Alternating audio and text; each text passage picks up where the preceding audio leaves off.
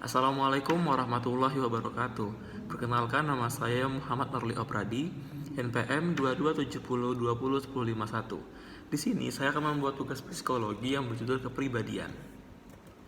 Definisi kepribadian merupakan segala bentuk pola pikiran, emosi, dan perilaku yang berbeda dan merupakan karakteristik yang menentukan gaya personal individu dan mempengaruhi interaksinya dengan lingkungan. Kemudian ada manusia dan unik dan kompleks. Unik artinya terdapat perbedaan individual antara manusia dan dengan makhluk-makhluk yang lain. Kompleks artinya melibatkan berbagai aspek, yaitu kognitif, efektif, psikomotor, dan sosial. Sosial artinya saling berinteraksi dan bersifat dinamis. Kepribadian berkaitan dengan adanya perbedaan karakteristik yang paling dalam pada diri, inner psychological characteristic, manusia.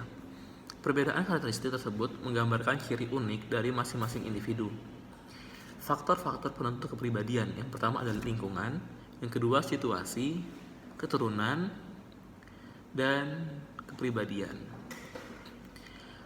Karakteristik kepribadian pertama ada menggambarkan perbedaan individu.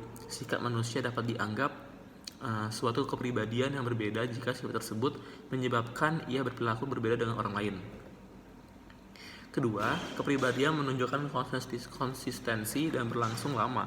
Artinya individu terbentuk sejak kecil sehingga sulit untuk dirubah ketika karakteristik itu melekat kuat. Artinya berlaku konsisten sepanjang waktu. Ketiga, kepribadian dapat berubah. Kepribadian bersifat permanen dan konsisten, namun bukan berarti bisa berubah. Situasi yang mengubah seseorang mengubah kepribadiannya. Batasan kepribadian menurut Allport, watak dan kepribadian adalah sama, tapi dapat berbeda.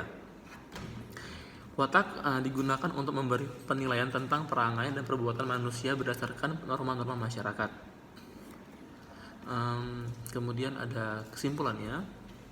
Kepribadian memiliki keunikan atau kekhasan yang berbeda antara individu satu dengan individu yang lain.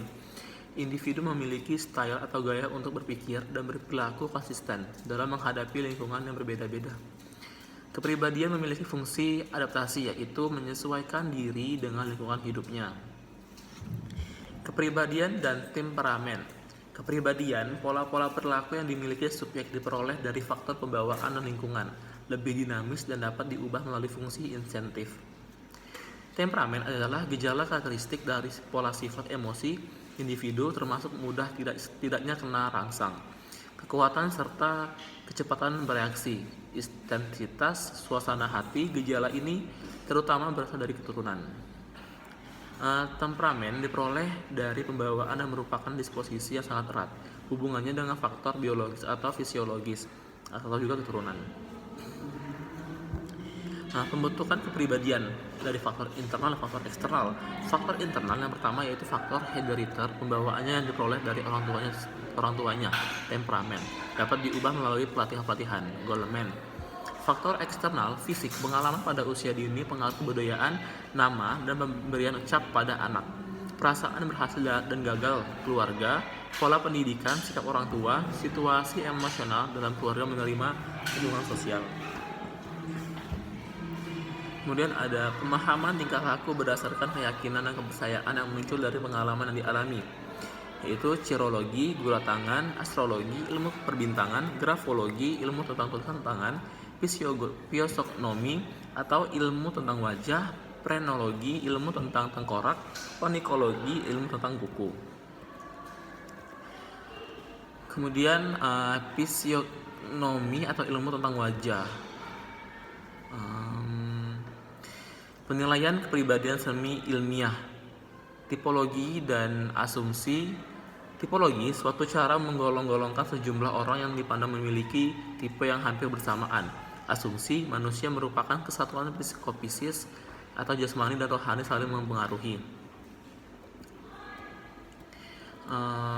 Kemudian ada penilaian kepribadian secara efektif. Secara ilmiah, yaitu subjektif dan objektif. Kemudian ada Tes objektif. Nah, tes objektif ini menurut Samuel merupakan salah satu teknik asesmen pengukuran kepribadian dengan menggunakan pertanyaan-pertanyaan yang struktur dan dapat diskor secara objektif. Kemudian ada paradigma fenomenologis, eksistensial, dan humanistik. Pendekatan fenomenologis ada dua model. Pertama humanistik dan eksistensial. Kalau humanistik itu terbagi atas 5, yaitu kebaikan, potensi manusia untuk tumbuh, respon, dan Rogers, serta Maslow. Eksistensial itu kebebasan, keterberartian, isolasi, dan kematian. Tokohnya Viktor Frankl, Erich Fromm, Rollo Way, Fritz Perls. Sekian itu dapat saya sampaikan. Wassalamualaikum warahmatullahi wabarakatuh.